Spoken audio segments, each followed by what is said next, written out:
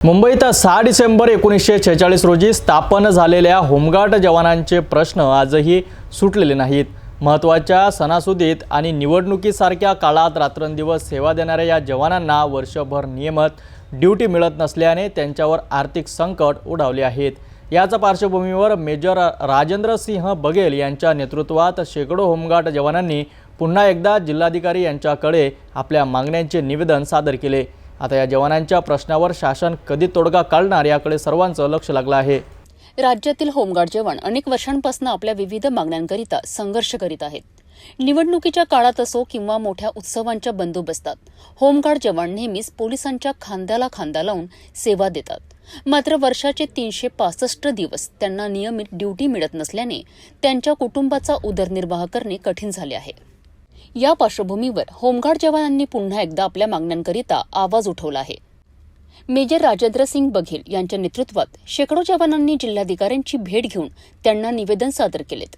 या निवेदनात होमगार्ड जवानांना वर्षभर नियमित ड्यूटी देण्याची प्रमुख मागणी करण्यात आली आहे। यासोबतच मागील मानधन 7 तारखेच्या आत त्यांच्या बँक खात्यात जमा करावे, पोलीस मदतनीस, वाहन चालक आणि डायल 112 मध्ये प्रशिक्षित होमगार्ड जवानांना ड्यूटी द्यावी, दर 3 वर्षांनी होणारी पुनर्नियुक्तीची प्रथा बंद करावी आणि रेल्वे स्टेशन, विमानतळ, शासकीय दवाखाने आणि शासकीय कार्यालयांसारख्या ठिकाणीही ड्यूटी देण्यात यावी अशा मागण्यांचा समावेश आहे।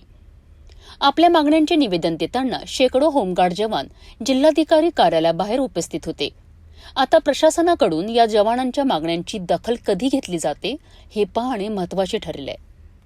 6 डिसेंबर 1946 साली भारताला स्वातंत्र्य मिळण्याच्या पूर्वीची स्थापित महाराष्ट्र होमगार्ड ही सर्वप्रथम मुंबईला स्थापित करण्यात आली होती। परंतु त्या सालापासून आजपर्यंत होमगार्डचं केवळ शोषण आणि शोषण होत आहे। होमगार्डला मोठ्या मुश्किलनं 80 ते 90 दिवस वर्षभरातून काम मिळत आहे आणि होमगार्ड विभिन्न प्रकारचे, कोणी सायकल कटला चालवतो, कोणी भाजी चालवतो, परंतु बंदोबस्त आला की लगेच ते बंदोबस्तावर उपस्थित होतो। परंतु या दरम्यान बंदोबस्त संपल्यानंतर जेव्हा तो परत येतो त्यावेळेस त्याच्या हातातून तो काम निघून गेलेला असता आहे। म्हणून होमगार्डची जी स्थिती आहे ना, घरची आहे ना घाटची आहे। आणि आज होमगार्ड महाराष्ट्र शासनाकडून हीच अपेक्षा करते की ज्याप्रमाणे MSF तसेच सुरक्षा रक्षक महामंडळ यांना नेहमी सेवा दिल्या जाते, परंतु होमगार्डला मात्र ठेंगा दाखवण्यात येत आहे। आज या माध्यमातून माननीय जिल्हाधिकारी साहेब यांच्या माध्यमातून माननीय प्रधानमंत्री, माननीय केंद्रीय गृहमंत्री तथा मुख्यमंत्री साहेब यांना आज आम्ही हे निवेदन पाठवत आहे की बा, एक तर तुम्ही आम्हाला न्याय प्रदान करावा, अन्यथा होमगार्ड संघटना ही महाराष्ट्र राज्यातून बरखास्त करण्यात यावी। कारण की इतके त्रस्त आमचे होमगार्ड बंधू आणि भगिनीने, म्हणजे जवळपास 55,000 होमगार्ड सैनिकांची आज हाल बेहाल झाले। मागणी काय आपली? मुख्य मागणी आमची मागणी हेच आहे की 365 दिवस वर्षाचे नियमित आम्हाला रोजगार मिळे, काम मिळे, कर्तव्य मिळे आणि 7 तारखेच्या आत आमचं जे मानधन आहे, जे वेतन आहे ते आमच्या खात्यामध्ये जमा व्हावे। नंबर 3 आणि महत्वाचं, जे 58 वर्ष सेवा दिल्यानंतर जे होमगार्ड सैनिक आणि महिला सैनिक रिटायर्ड होतात, सेवा निवृत्त होतात, त्यांना सेवानिवृत्तीच्या वेळेस 25 लाख रुपये तथा जे काही मानधन शासन ठरवेल ते मानधन त्यांना प्रत्येक 7 तारखेच्या आत त्यांच्या खात्यामध्ये जमा।